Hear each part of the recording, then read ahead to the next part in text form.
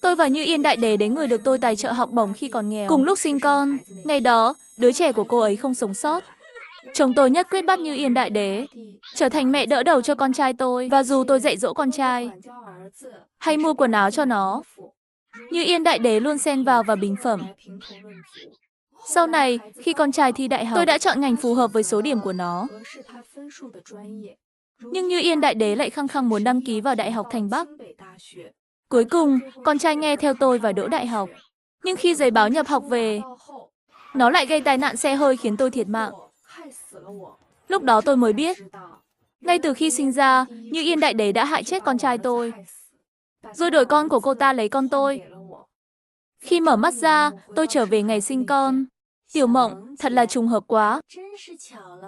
Đúng lúc bụng cậu đau từng cơn, bụng tớ cũng có phản ứng rồi. Có lẽ cũng sắp sinh rồi. May mà chúng ta ở cùng một phòng bệnh. Đến lúc đó có thể chăm sóc lẫn nhau. Sau này con chúng ta sinh ra, cũng có thể trở thành anh em tốt. Đây đúng là duyên trời định mà. Như Yên Đại Đế thân mật và tự nhiên khoác tay tôi. Nụ cười chân thành và dịu dàng. Cô ấy còn chủ động chỉnh gối cho tôi, đắp lại chăn cẩn thận.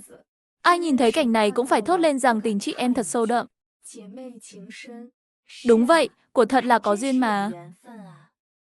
Kiếp trước, tôi đã tin vào vẻ ngoan hiền dịu dàng này của cô ta. Mới để cô ta hại chết con trai tôi, lừa hết tài sản của bố mẹ tôi, khiến họ ở tuổi này phải đi làm thêm để nuôi sống bản thân. Tôi hận chính mình vì mù quáng. Kết hôn với một kẻ bội bạc, tài trợ cho một nữ sinh độc ác, và nuôi dạy một đứa con vô ơn. Trời đất có mắt, cho tôi cơ hội sống lại một lần nữa. Đầu tiên phải đối phó với lũ súc sinh này. Tiểu Mộng, sắc mặt cậu khó coi quá. Hay là nước ối sắp vỡ rồi? Xem ra cô ấy đang tính thời gian tôi sinh nở. Đến lúc tiêm thuốc kích thích chuyển dạ, cùng lúc sinh con, để đổi con của tôi. Đâu có nhanh như vậy. Có lẽ phải đến chiều mới sinh. Tôi cố chịu đựng cơn đau bụng. Kéo dài thời gian. Rõ ràng trong mắt cậu ta thoáng qua một tia thất vọng. Sau đó cô ấy trở về giường bệnh bên cạnh nằm xuống. Tôi cũng cầm lấy nước hồng sâm đã hầm sẵn, nhấp từng ngụm nhỏ. Kiếp trước, tôi rất ghét mùi nước hồng sâm, nên dù mẹ đã chuẩn bị sẵn cho tôi vẫn không chịu uống. Vì thế sau khi sinh xong, tôi kiệt sức, ngất đi ngay lập tức. Điều này, dù thế nào tôi cũng không để chuyện đó xảy ra lần nữa. Liền sau đó, tôi nhắn tin cho bạn thân điều hành võ quán, bảo cô ấy lập tức đến bệnh viện. Bây giờ bố mẹ đều đã bị chồng tôi sắp xếp đi du lịch nước ngoài. Hắn nói công ty trúng thưởng du thuyền sang trọng. Du lịch nửa tháng, không đi thì tiếc quá. Hắn và mẹ chồng ở bên chăm sóc chắc chắn không có vấn đề gì. Lúc đó tôi còn nghĩ hắn rất quan tâm bố mẹ tôi. Việc tốt như vậy không dành cho bố mẹ hắn, mà lại dành cho bố mẹ tôi. Hóa ra tất cả đều nằm trong kế hoạch của hắn. Ngay cả con ruột của mình cũng tính toán. Thật là một kẻ lòng dạ độc ác. Lần này, tôi tuyệt đối sẽ không lặp lại sai lầm. Còn bọn súc sinh này, chưa ai chết hết. Tôi đã uống nước hồng sâm, cảm nhận rõ ràng có thêm chút sức lực và tinh thần. Mê mơn, Như Yên Đại Đế nhìn tôi, ánh mắt lộ rõ sự tham lam. Tiểu Mộng, cậu đang uống gì vậy? Nhìn cậu uống xong, sắc mặt tốt lên hẳn. Là chú thím chuẩn bị sẵn cho cậu phải không? Không giống như mình. Bố mẹ chẳng hề quan tâm. Thật ngưỡng mộ cậu có bố mẹ tốt như vậy. Đây là đường nước bác sĩ kê dựa trên thể trạng của tôi. Thể chất của cậu khác tôi. Uống cái này sẽ có tác dụng phụ. Nghe đến tác dụng phụ, Như Yên Đại Đế mới bỏ ý định.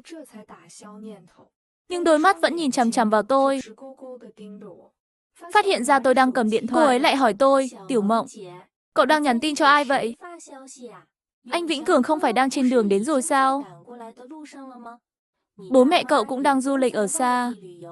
Một lúc nữa cũng không về được. Rõ ràng cô ta đang giám sát tôi.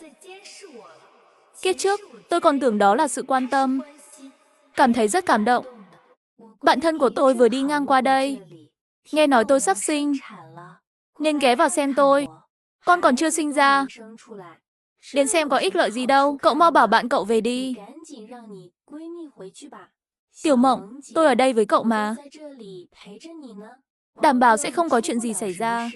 Bạn cậu đến cũng chẳng làm được gì. Huống hồ người ngoài vào khoa sản cũng không tiện. Thấy máu dễ mang lại xui xẻo, chưa kể. Lỡ có sáu khuẩn lây sang chúng ta thì phiền phức lắm. Những lý do này thật hoàn hảo, lại thêm một lời biện minh. Nếu kiếp trước cậu ta không đổi con của tôi, thì chắc chắn tôi đã tin rồi. Tôi vừa định mở miệng.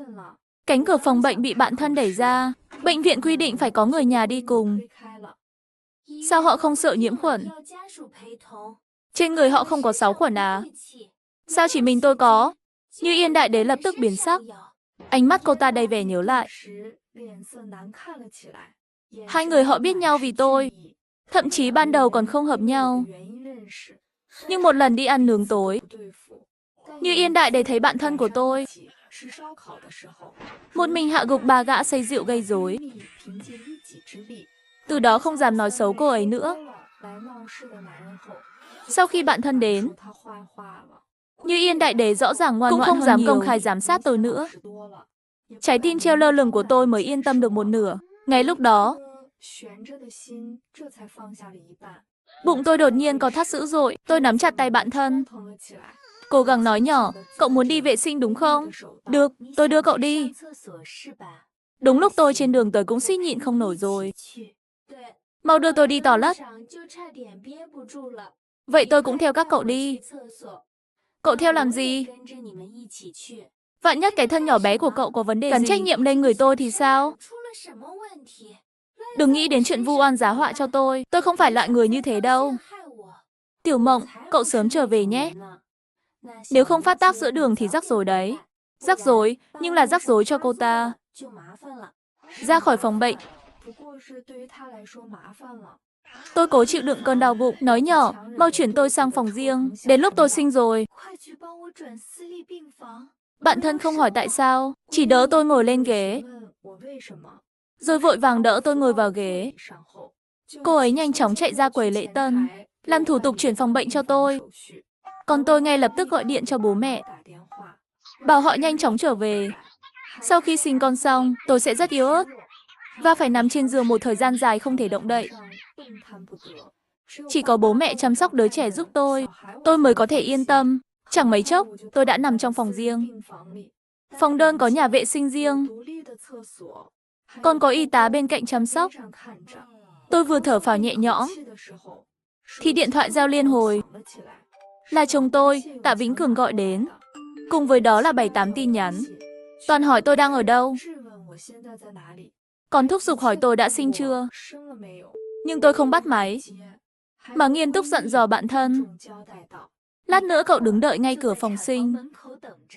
Khi y tá bé đưa bé ra, cậu cứ ôm chặt lấy nó. Ai muốn cũng không được đưa, đặc biệt là Tạ Vĩnh Cường và Như Yên Đại Đế. Hiểu chưa? Tuyệt đối không được đưa. Nói xong, bụng tôi bắt đầu có thắt, đau dữ dội. Y tá ngay lập tức gọi bác sĩ, đưa tôi vào phòng sinh. Cảm giác đau đớn như xé ruột lại tràn ngập toàn thân.